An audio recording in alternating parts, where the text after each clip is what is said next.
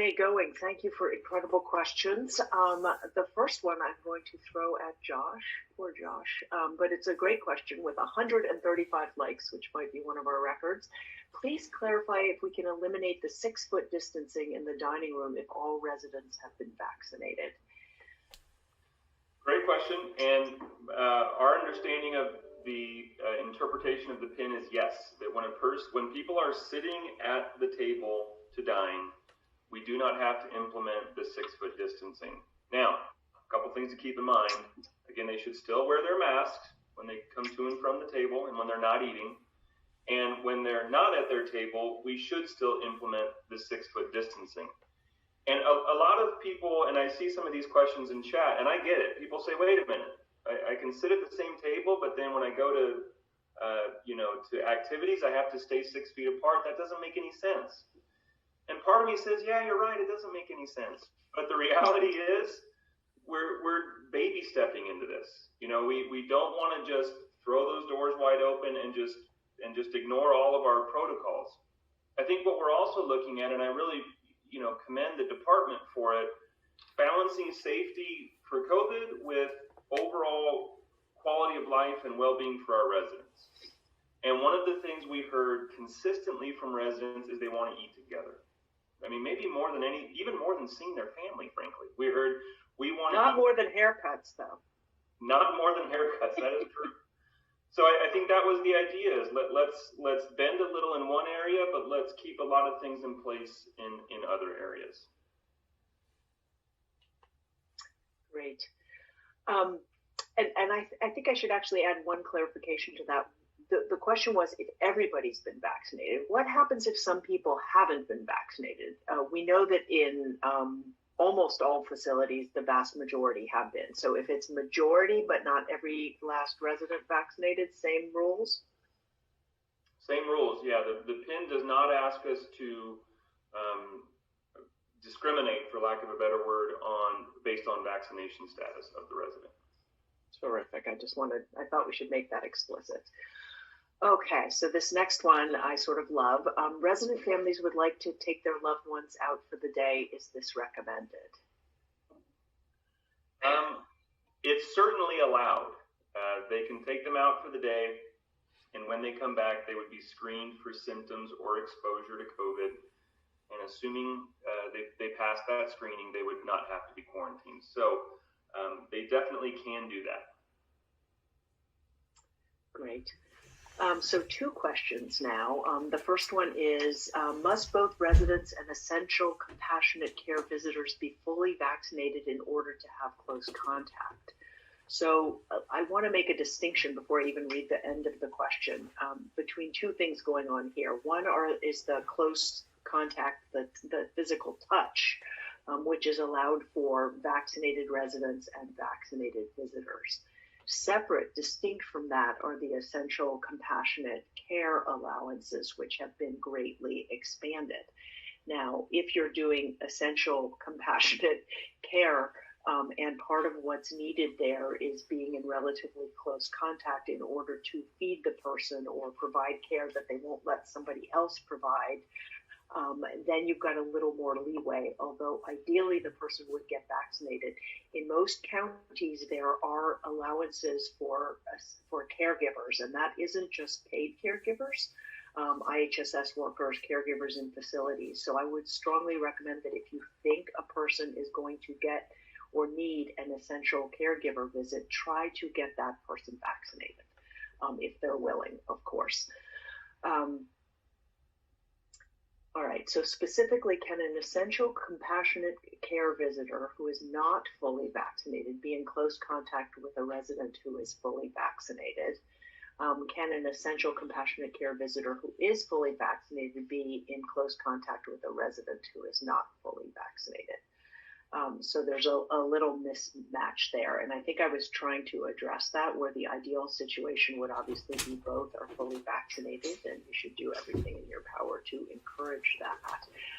But essential care means that care is needed for the health, safety, and well-being of the resident. So if close contact is not needed, continue to avoid it, certainly mask wearing, hand hygiene, etc.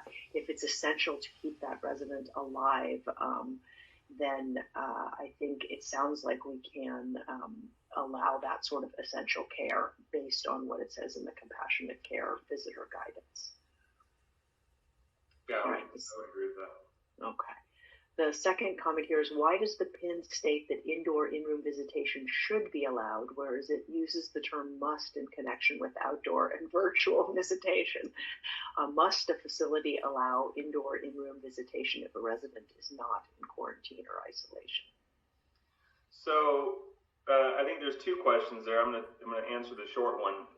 Yes, you are expected to allow this level of visitation in the room, assuming all those criteria are met. Remember, the idea that we would limit visitors way back when the pandemic started was a waiver to residents' basic rights. And so what's happening is DSS is scaling back that waiver of resident rights. And so they have the right to that visit. So the expectation is you would allow it in accordance with the PIN. The second question here, and I saw a lot of this in Q&A too, and people bring it up a lot. You know, the PIN uses should, must, may, recommend, guidance, a lot of words that are not quite to the level of a regulation or law. And the simple reason is DSS can't just sit back and write a new law. You know, there's a process that has to go through. Even a regulation, you know, there's quite a process for a new regulation to be written.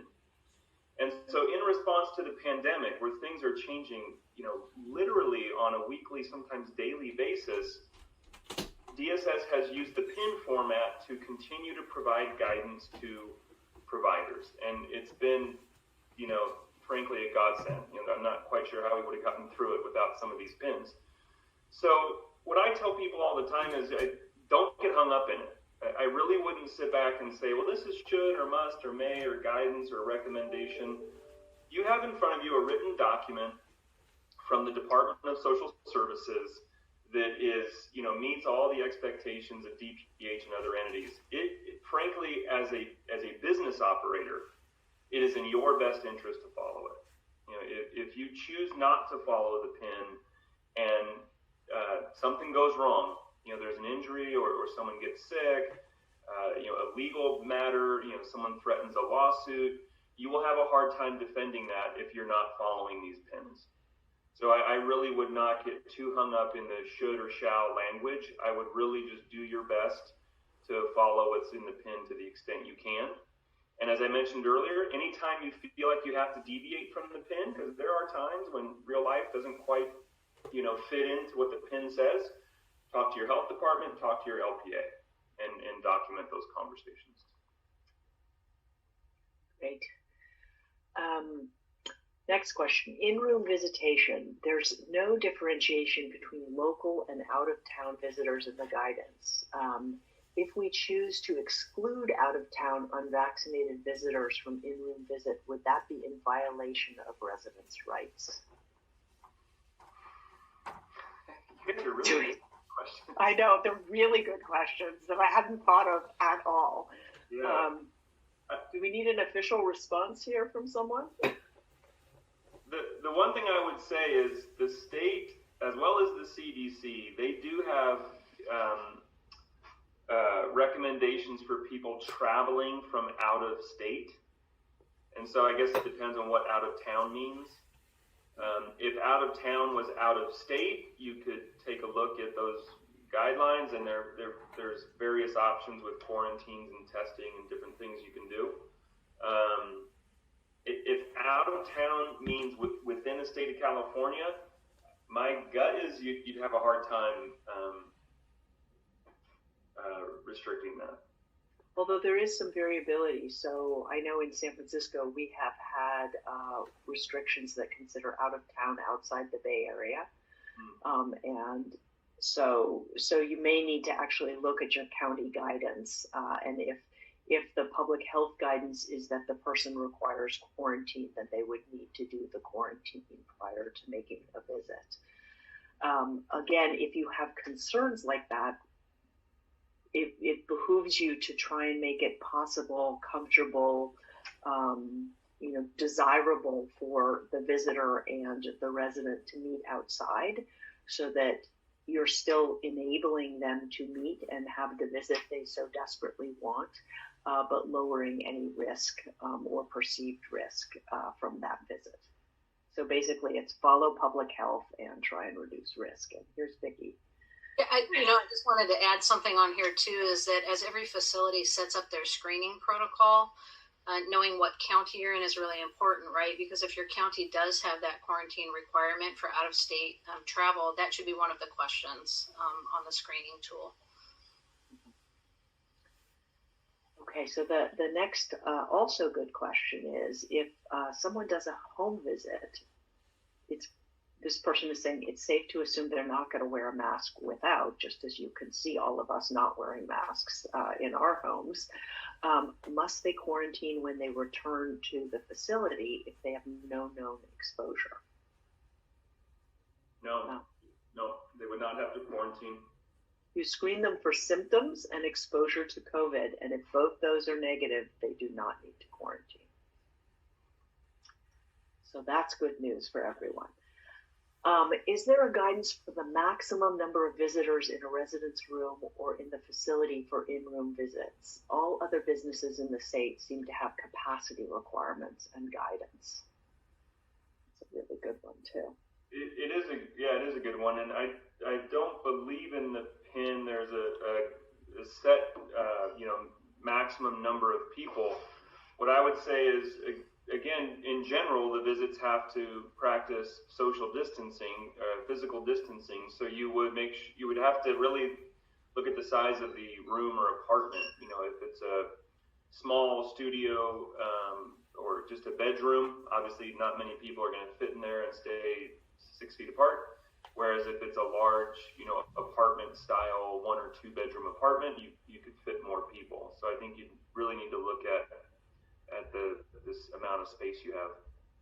And also whether the visitors are from the same household or not, because you assume a household is one risk, even though sometimes we know there are people infected within a household and the others aren't yet. Similarly, it may be limited by your ability to have traffic in and out of the facility without visitors running into each other and remaining, with the ability to remain 6 feet apart. And the visitors have to remain 6 feet apart from your staff and other residents. So it's going to depend a lot on the size of your facility, the size of your rooms, the number of pathways through your facility. So some of this is just asking for you to do everything possible to keep people 6 feet apart and keep people who are from different places from encountering one another in your facility. I realize the vagueness can be frustrating, but we cover such a large number of facilities. And also we know that people have different staffing on different shifts. So what you're able to accommodate will really vary depending on your facility staffing. The next question is, can residents dine at the same table less than 6 feet apart if they have been vaccinated? So we have answered that. It's a very popular one because they may. What we are recommending though is you need to keep the tables 6 feet apart, and that what you might do is have fewer people at tables than you might have normally. And maybe have 2 seatings so that you might have 2 people at a 4-person table. But we also, I think Josh and I have both heard of places where that's not necessarily happening. Yeah, I think in all of this you have to practice a little common sense. Yes, they can dine at the same table, dine together, but I still don't think we all realize what we don't want are, again, people packed in a dining room shoulder to shoulder. We still want some spacing between people. We want, when someone gets up to come or go from the dining room, the ability to maintain physical distancing. So, like everything, ease into it. I think, as Dr. Aronson said, maybe 2 people per table to start with, and let's see how that goes, and then in a couple weeks look to revise it again. Yeah, our hope is very clearly that things just keep improving from here, but we don't yet know what's going to happen. Next question is, can vaccinated residents have home visits with unvaccinated family members? Yes. I think some of these we just need to, we're going to emphasize because they're coming up many times, but can out-of-state visitors visit inside without quarantine for 14 days? So again, that's one we've answered now by saying depends on the public health guidance for out-of-state. So assess the public health guidance. And again, why we're emphasizing outdoor visits to minimize risk. So will surveillance testing continue after staff are fully vaccinated?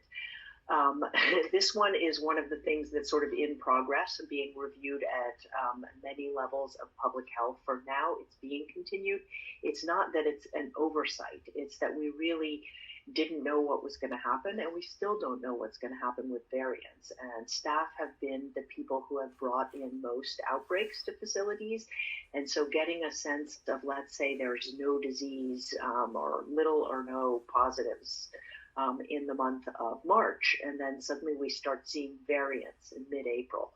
It would be really important to have early information about that so that we can respond and keep people safe. Remember, too, that because you're vaccinated does not mean you can't get COVID.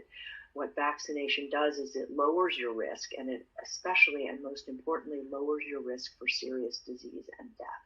But it doesn't mean you are immune entirely to having COVID or to giving it to others.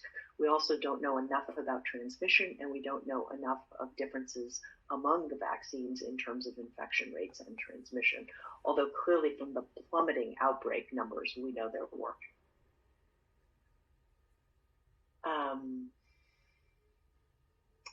Let's see. Oh, yeah, dining and activities. I think you covered that one also. Can we transport residents if they are 3 feet apart in a car? So the way I've looked at community vehicles, and it's really not in the, specifically addressed in the PIN. The way I've approached community vehicles is the same way you would an activity. So I would have people staying 6 feet apart and wearing a mask. I realize in some vehicles that's more difficult than others, but that would be the guiding principle I would shoot for now. There's a complicated question here, which says the guidance states that residents have a right to leave the facility for holidays and overnight stays, but they may be required to quarantine if they gather indoors or gather with more than 3 households during their outing. So residents may have visitor A in their room in the facility, but they may not visit indoors at visitor A's home without being subject to quarantine. I think the person's confusing a few things. Yes, it's a little inconsistent, but the hope is that one would minimize exposures to the resident and the resident's ability to bring back virus from large gatherings. Actually, none of us are recommended to be in large gatherings at this point, right? We're slowly getting to have more and more people. But I think when residents go out, it's good to inform them and the people they're going to be staying with that you really don't want to have more than 3 households, that poses risk. And if that's happening, then maybe the party needs to move outdoors or the person needs to not be there for that event. Anything else you can think of for that one, Josh? No, I think that honestly that section of the PIN, you've really got to read it a few times to be clear on what it's saying. And this is something our panel along with DSS discussed prior to the webinar. And the intention is to say that, again, we want to, as Dr. Aronson just said, we want to encourage residents when they go out to follow all the recommended practices. When they return, what we are specifically screening them for are symptoms or exposure to known COVID-19. And if either of those are confirmed, then they would quarantine. There's nothing additional you are required to screen them for. Is there a limit on the duration of the visit? There is not, no.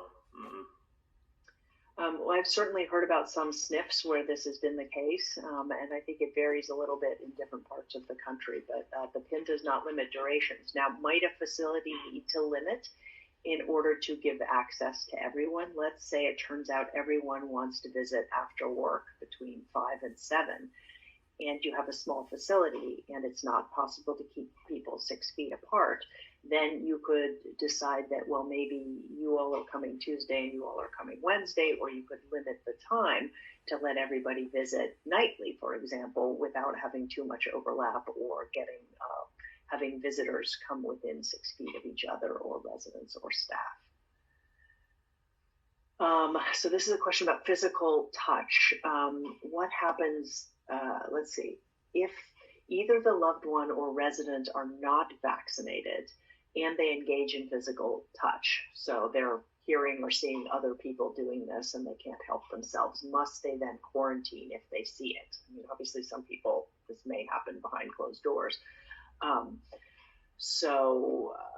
And a similar question, an analogous question, if they can't wear a mask and they engage in physical touch, must meet quarantine. So the second one seems a little easier. If it's a person who can't wear a mask, but they're vaccinated and the visitor is vaccinated, and the person can't wear a mask for the reasons that are allowed reasons to not wear a mask, then I would say you do not need to quarantine. But the first part of the question is a little harder. What happens if, in violation of both must be vaccinated to touch occurs? I mean, I don't see anything in the PIN that would say you would quarantine based on that alone. I think you would, of course, continue to monitor the resident for symptoms, which there's a few of these questions floating in there. Yes, we are still monitoring residents for symptoms at least daily. So no, I would not say you would quarantine someone if you knew they violated the recommendation around touch. What I would do is have a chat with them, and particularly their visitor, probably even more than the resident, and just remind them of what our guidelines are currently and ask them to follow them. And this is again why we also want the screening as people come in, because if the visitor has symptoms or has had close contact and admits to that, then we don't want them in case this happens. But if they haven't had either a close contact or are not having symptoms, then the risk from this goes down. So part of the reason for the screening is to lower the risk of these events. A question here about returning from the hospital. Let's say a fully vaccinated resident returns from the hospital or other higher level of care, a skilled nursing facility. Do they still need to quarantine if they have not been exposed to anyone with COVID-19? My understanding of the expectation on a return from a hospital or SNF admission is they are still expected to be tested prior to return. If for some reason they could not be tested, then you would quarantine. But we're not seeing, what we're seeing is people are consistently tested anytime they go to the hospital, sometimes when they even shouldn't be tested, like they're still within a 90-day window. But no, they should still be tested, and if they can't be tested, then you would have to quarantine. It's a good question. If memory care residents are not able to distance or masking, can they still have in-room visits? They can still have in-room visits. Again, and I saw a lot of questions about how does all this apply to memory care? And the truth is pretty much the same thing we've been saying throughout the pandemic. You do the best you can to apply all of these concepts given the population that you're serving. And obviously your residents in memory care are going to have more difficulty with wearing masks, with understanding the need to physically distance and things like that. Our role is to do our best to encourage and remind and facilitate as much as possible, but I think we all recognize it's never going to be perfect in memory care. So memory care residents, yes, they can still have a visitor. Again, we would attempt to ask them to wear the mask and encourage them, but we can't force them to wear the mask. This is also a great comment that we didn't explicitly address.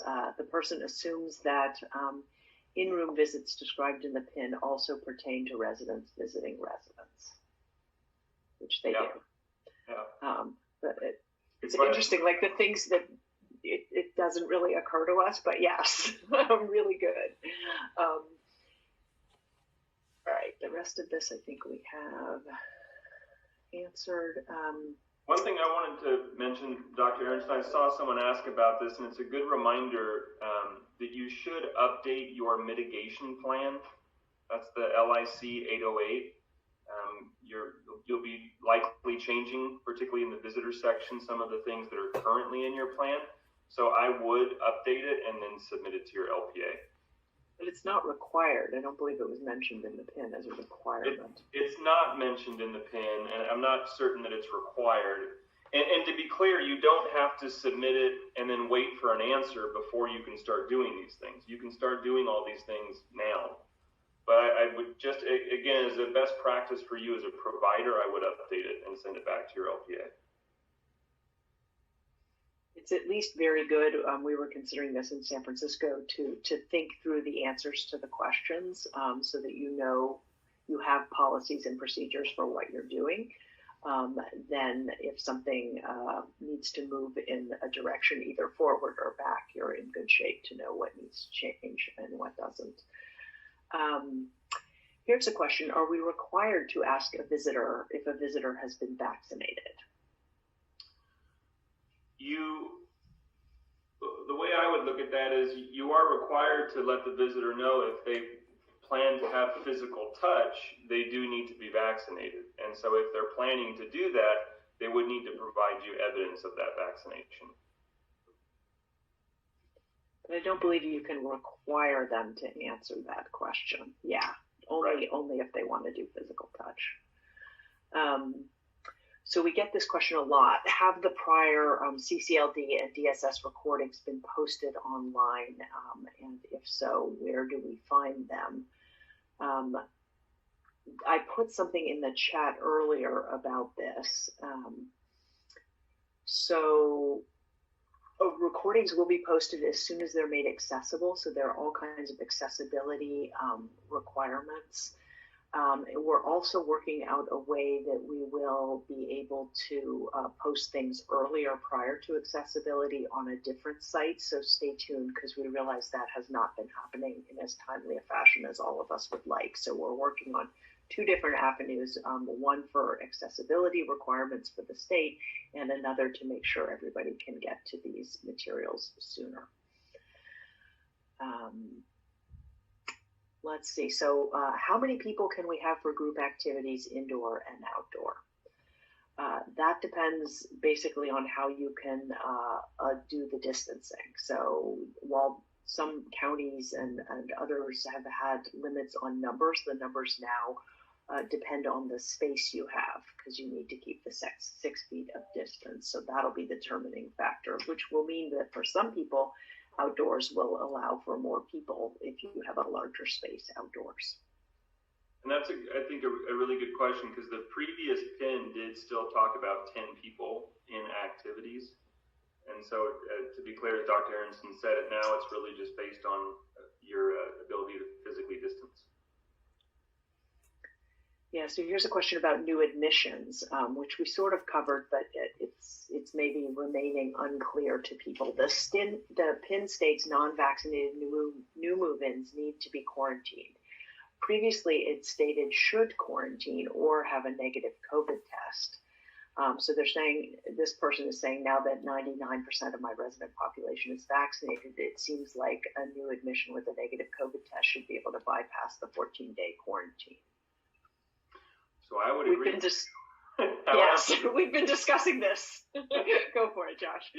Yeah. However, as you point out, the way the PIN is crafted, it does seem to state that you would quarantine an unvaccinated new move-in. So what I would say is, number one, all new move-ins are tested, whether or not they're vaccinated.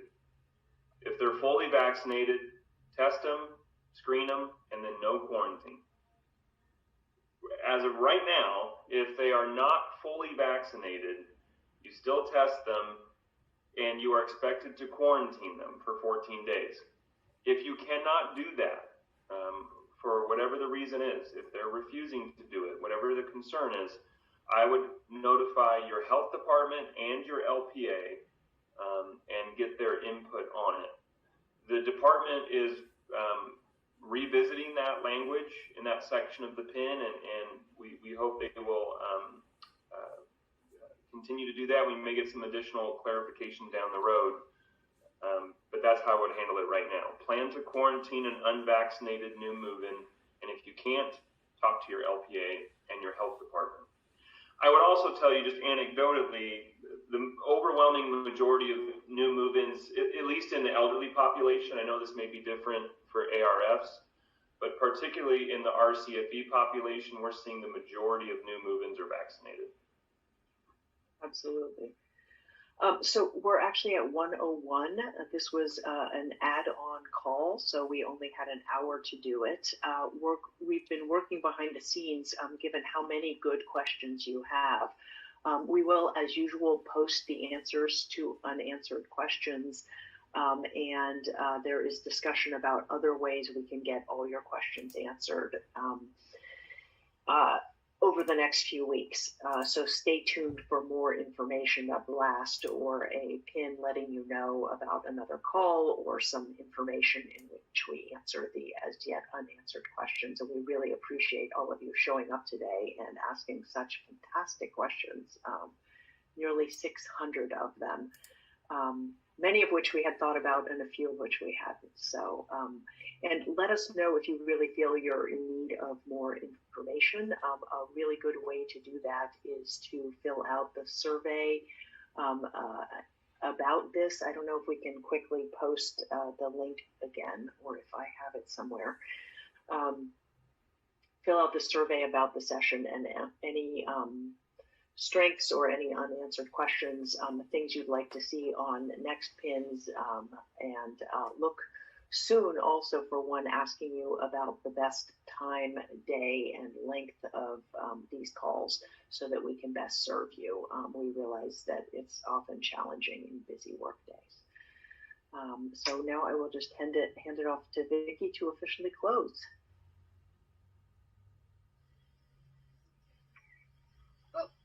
Well, again, thank you everyone for taking time out of your schedule to join us. We appreciate the number of questions. I would also just reemphasize that for very nuanced questions about your facility, to not hesitate in reaching out to your local adult and senior care program office. I wish you all well. I thank you all for the wonderful service that you provide to the residents and our vulnerable Californians throughout the state. With that, have a wonderful weekend, and we will see you soon.